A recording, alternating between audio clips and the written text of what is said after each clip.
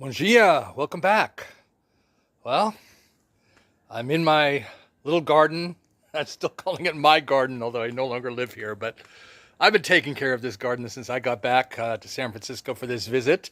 This visit that's being stretched out much longer than I wanted it to be because I lost my passport and I'm still waiting for the damn thing to come in the mail. It's taken a long time. I've had to submit a new passport photo twice because somehow they lost the first time I sent it. Feeling frustrated, but I'm trying not to let it get the best of me. So, buenos dias, bom dia, and welcome back. My mind keeps wandering on these days as I wait. I think I'm about 80 to 85% sure that I'm returning to Brazil. But there's that 15 to 20% that keeps me always looking for a potential new place to land my feet. Mentioned Cambodia before. Today I was thinking about, yes, Chile. A few years ago I was in the city of Valparaiso, Chile, and I loved it. It actually reminded me a lot of San Francisco. It was hilly.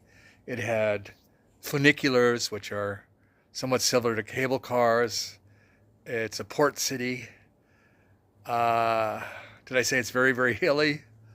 Lots of historic 19th century architecture, just like San Francisco, and how our 19th Victorian era houses. I was thinking of that today. So, I am forever restless. I do want to mention the pros of moving back to Brazil.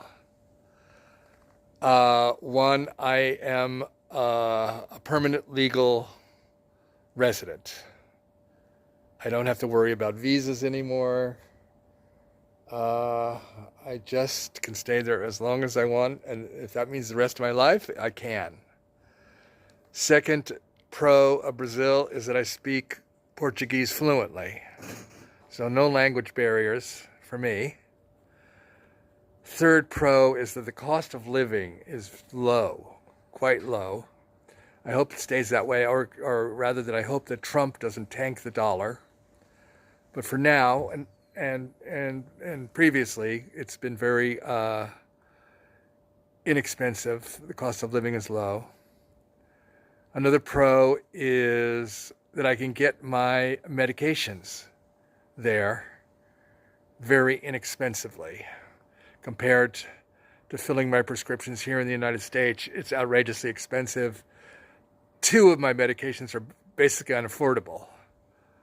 Whereas back in Brazil, I can afford all of them on my very modest Social Security income.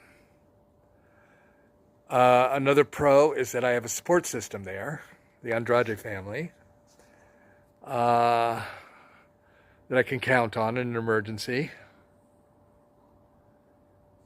Another pro going to back to healthcare is, besides my low cost of my prescriptions, is that they have a free public healthcare system there. You can go to the doctor, you can go get an immunization, you can be hospitalized, you can have surgery, all for free. It's a big advantage, especially considering my Medi-Cal, is not valid outside the United States. Now, are there any disadvantages, any cons to returning to Brazil? Well, one con is that I don't like the small city in the interior where I've been living now. I don't like living there. The town is too small for me. It's boring.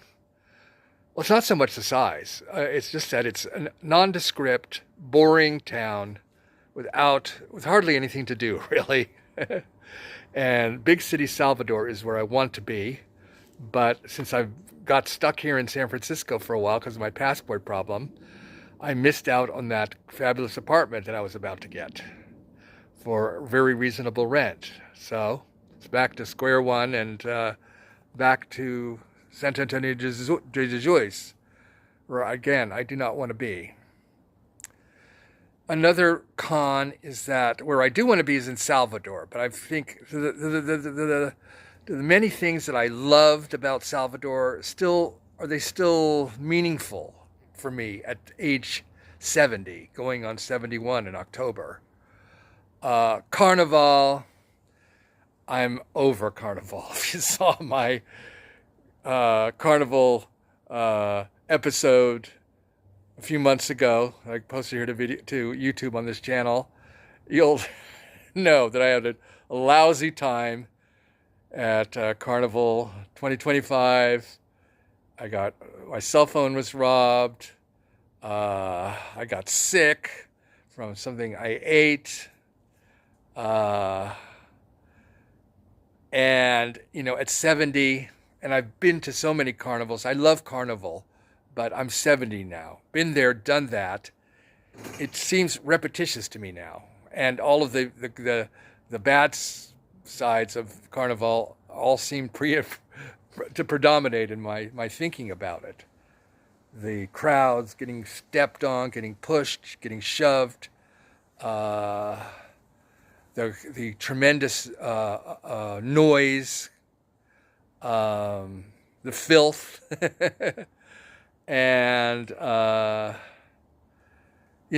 those are the things that I am aware of now. The things that I used to find fun. Well, the music, it's not really my kind of music. Carnival, the kind of music that is popular at Carnival. I'm not at an age where I really want to be jumping up and down for hours. Things that I used to love about it, the noise, the vitality, the energy, everything about it. Those things kind of irritate me now. So anyway, enough about Carnival. But at Carnival, São João, and other, all of the summer events like the Festival de Iemanjá, Santa Bárbara, Lavagem de Bonfim. I've done them many, many times over the last 25 years. Love them all, highly recommend them, but, they just don't, the thrill is gone.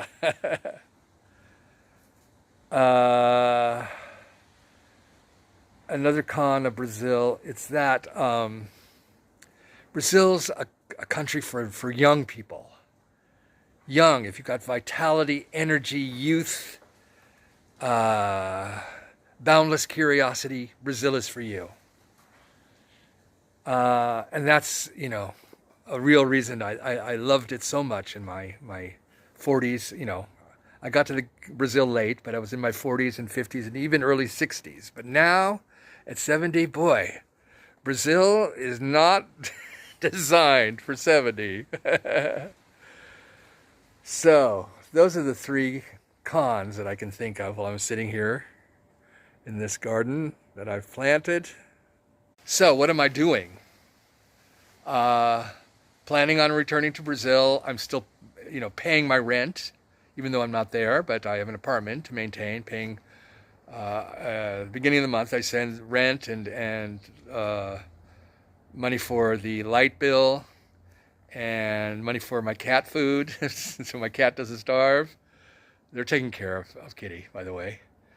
And I just saw photos of her taken yesterday, so she's fine. I am still paying off a few things, a few pieces of furniture, TV that I bought, a new flat screen TV, a washing machine. So I have to send payments on those every month, along with the rent and the utilities. I'm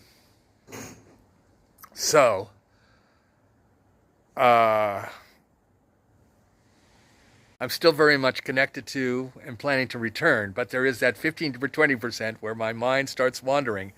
Do I really, really want to return to Brazil for those last 3 cons that I just mentioned.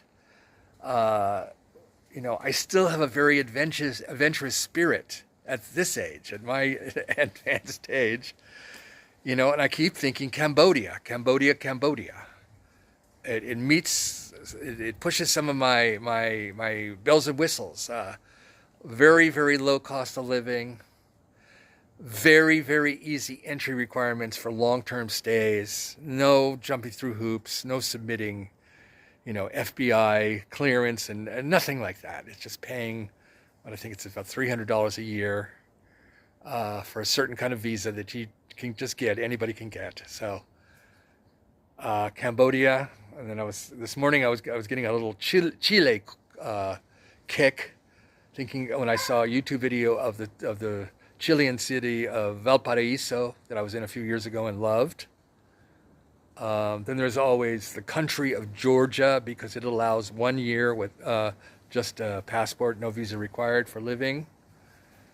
Then there's the country of Albania, which also has a 1 year entry for citizens of certain countries, including the U.S. So that's an idea. Then there's always other places in Latin America, returning to my Spanish language roots.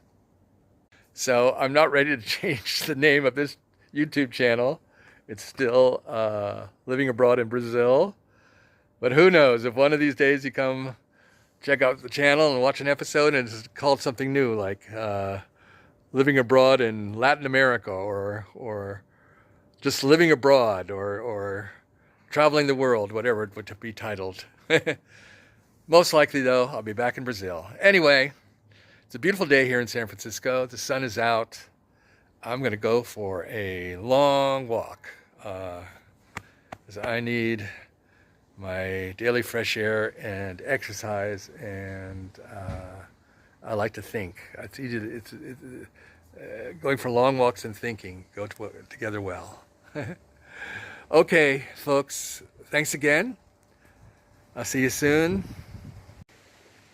Beijos. Ciao.